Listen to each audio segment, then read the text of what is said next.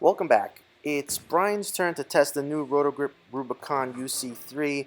For as much as I found it interesting and surprisingly useful, Brian kind of had a rough go with it.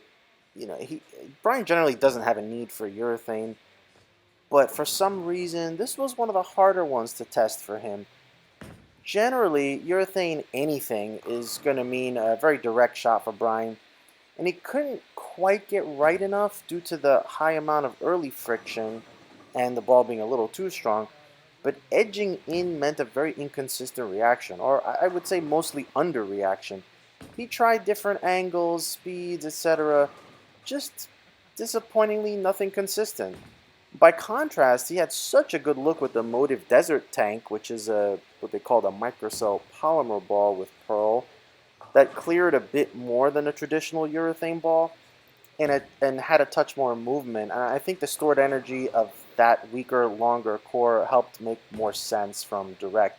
This big ronder core in the UC3 just seems to stop on him from that direct. Without going any further, it's clear that it's just not a condition he would consider using the Rubicon UC3 on, period. And obviously, we show you all test balls on our typical house shot to give you some idea of what you might see. But for Brian, this ball just won't make sense until he sees a shorter shot, possibly. And this doesn't mean that no stroker will benefit from this ball or anything like that. You'll just have to take some ideas as you watch different bowlers test the ball. Brian and I have very different roles, so worth looking at it from different perspectives.